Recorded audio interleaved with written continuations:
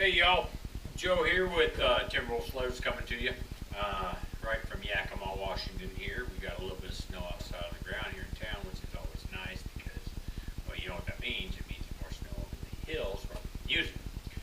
So hey, wanted to come to you today and talk to y'all, all my fellow sled heads out there, about I've been seeing some posts lately on a couple of the pages on Facebook about survival gear. And, just recently, back over the Christmas holiday, we had a group of 4 down in Snowies, spent 4 days out in the backcountry. As of today, I haven't seen any real hard details come out about what led to their 4 days out there and how they managed to do it. But I've seen a couple posts lately on a couple of pages on Facebook about what people carry for survival gear outside of Abbey gear. So I wanted to share with you all what I carry with me every time I go riding.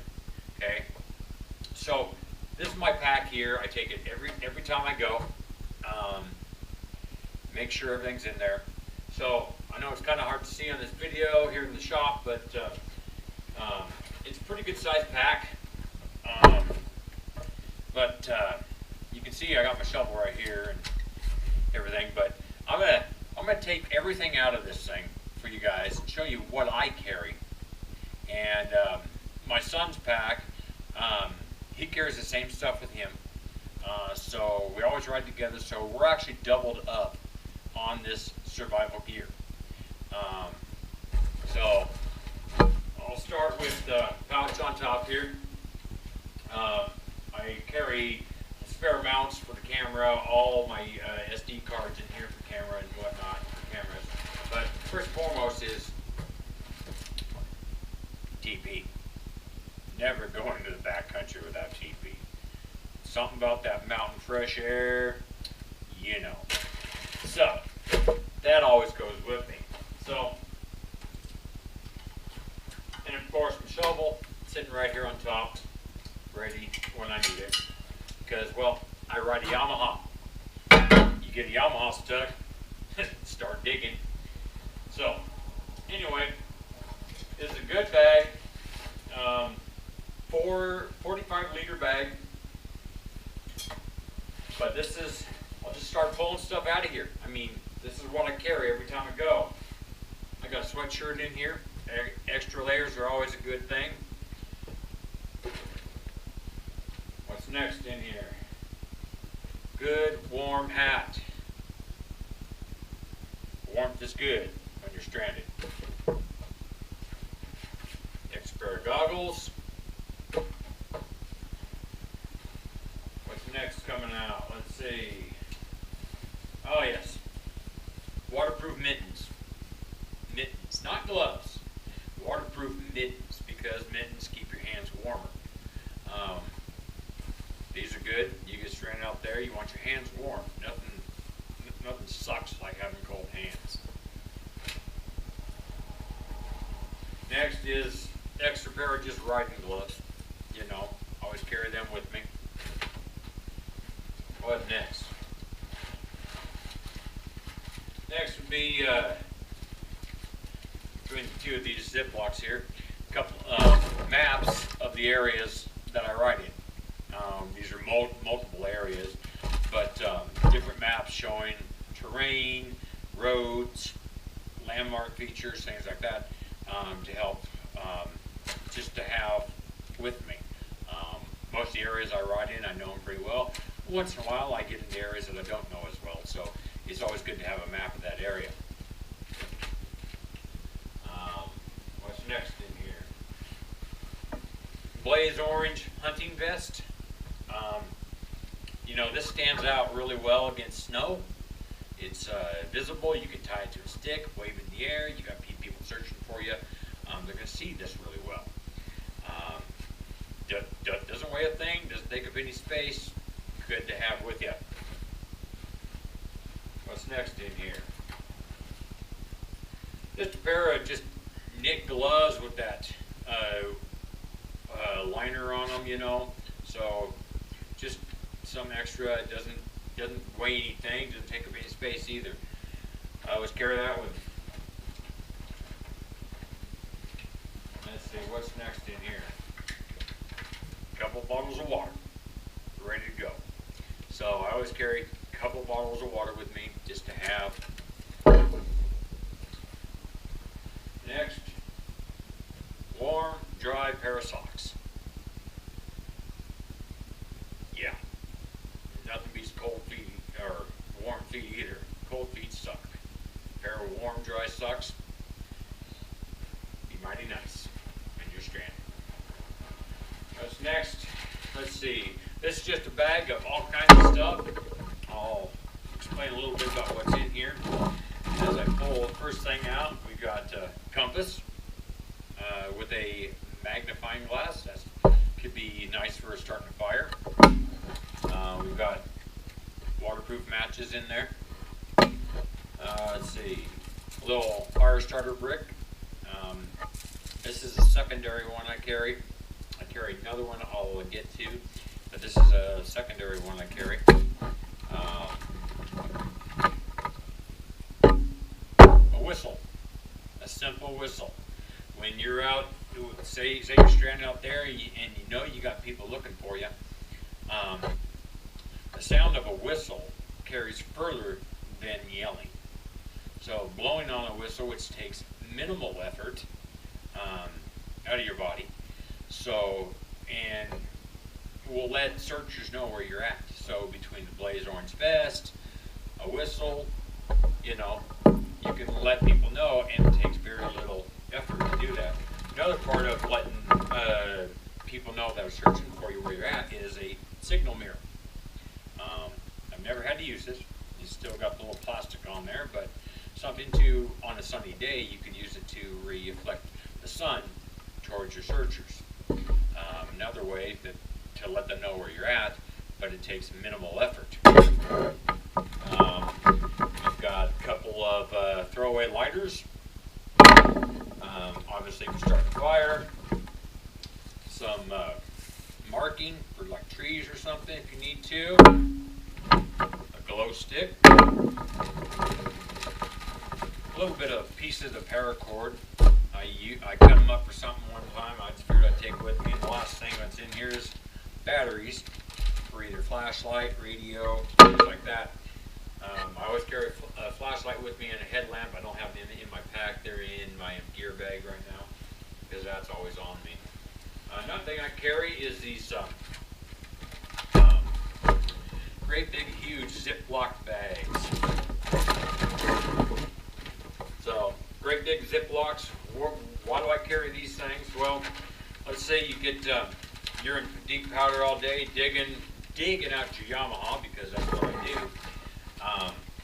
Sometimes my gloves will just get absolutely soaked, and I'll have to switch to my other pair, and I'm not going to put a soaking wet pair of gloves in my pack with my survival gear. Last thing I need is my gear in there wet and get stuck in the backcountry. So I can always throw something that's wet in one of these, throw it back in my pack. It keeps the rest of my gear dry. Doesn't weigh nothing, doesn't take up any space. Good thing to have. Next in here, paracord. That can be useful. Okay, that's the main compartment there. I'll head into this outer portion here. So, some cheap zip ties I carry with me. Flashlight. I like to carry these nylon gloves. You got to work on a sled or something, got to do something. It's nice to keep your hands clean. That way you're not putting grease and oil or whatnot in your gloves when you put your gloves back on. These are always nice to have. A couple of my older sleds have carbs still, so we change the jetting from time to time. And nothing, I don't want gas on my hands and then stick inside my glove when I'm done working, so these are always nice to have with me. Another thing I carry in here is my Gerber multi-tool. Lots of uses on that, obviously.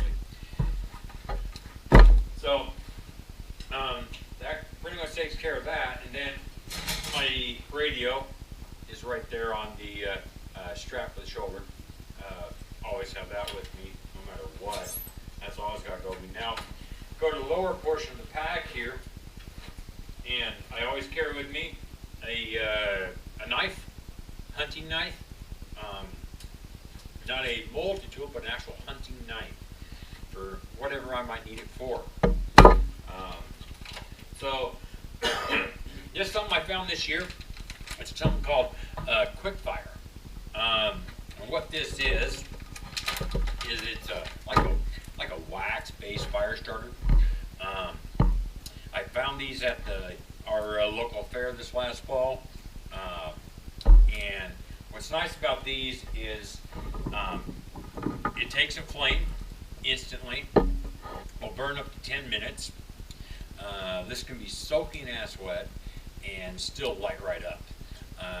Another plus about it is that you can shave it with, say, flint striker. You can shave it, and this stuff will light with just a simple spark. So I've got a couple different methods of starting my fire to save my cold butt when I'm stuck out there. So always have a couple different ways to start a fire, because one way may not work that time, but the other way might. So between lighters and on my, like I said, on my compass, there's a magnifying glass to use the sun to start a fire.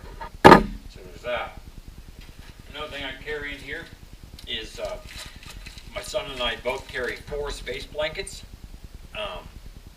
These can be used in a shelter to reflect heat from your fire. So you're not wasting a lot of the heat from your fire. Keep your fire small, go through less wood, therefore maximize the effectiveness of your fire. We carry 4 of those each. You can wrap those around yourself to help pull the heat in. Obviously, a saw, just a cheap saw. These get used more to get us unstuck from trees than they do for survival stuff. But always take that with us as well. Next thing in here, let's see, we got some hand warmers. Always nice to have a little bit of heat from a hand warmer.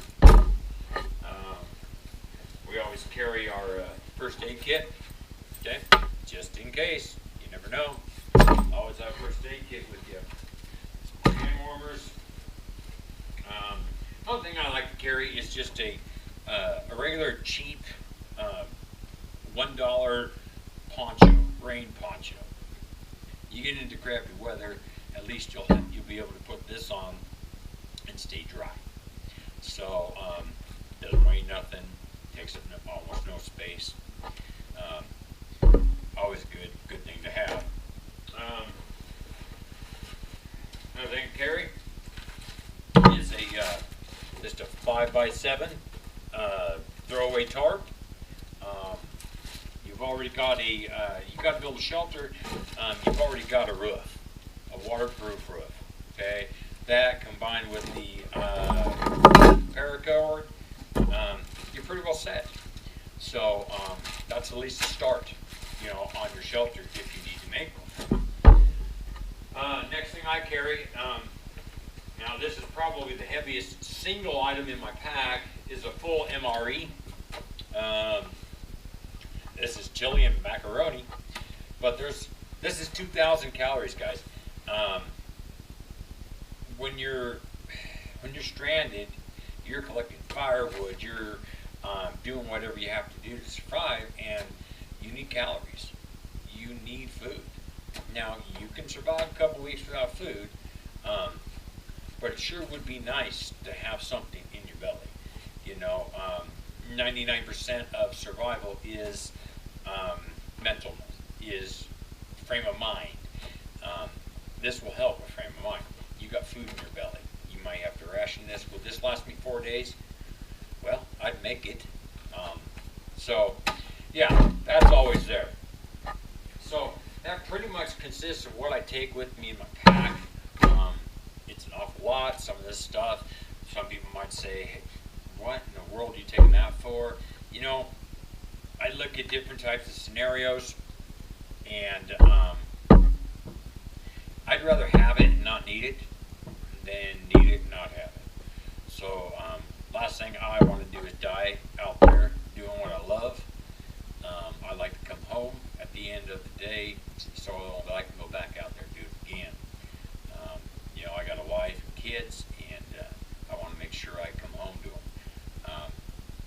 thing I do is before I even leave the house to go riding for the day is I always let my wife know, because she doesn't ride as much. I always let my wife know where I'm going, what my plans are for that day, different areas that I might be going to. And another thing I do with her is she has a list of everything I have in my pack, so that if she does need to call out search and rescue, she can let them know how I'm equipped, what I have in my possession to survive. So a little bit of prep work, a little bit, and being prepared out there, because no one wants to come home in a body bag from the backcountry. Absolutely nobody out there. And I don't want anybody coming home from the backcountry in a body bag. Last year we had quite a few deaths, mostly from Abby's, and every one of them hurt. That's a fellow brother or sister, fellow sledhead that didn't make it home that day. And that's heart-wrenching. That's heart-wrenching. So I just wanted to share with y'all some of the stuff I carry with me to stay safe out there, make sure I come home. May not be the same day if I get stuck out there, but at least I know I'm prepared for whatever the backcountry throws at me on that ride. Most of the time we're no more than 20 miles from the truck, not too far off the beaten path, off the groove trail, but versus a 20-mile walk back to the truck or just staying the night, I might opt for staying the night, because it's going to be a little easier, probably a lot warmer, than trying to walk throughout the night, try to get back to the truck. The area we generally ride in, Buffalo Ridge, 90% of the area we have to think through it. Don't just, but yeah, that's what I, this or that, but in that POW, tear up the POW. Have a great day, y'all. Once again, this is Joe from Instagram.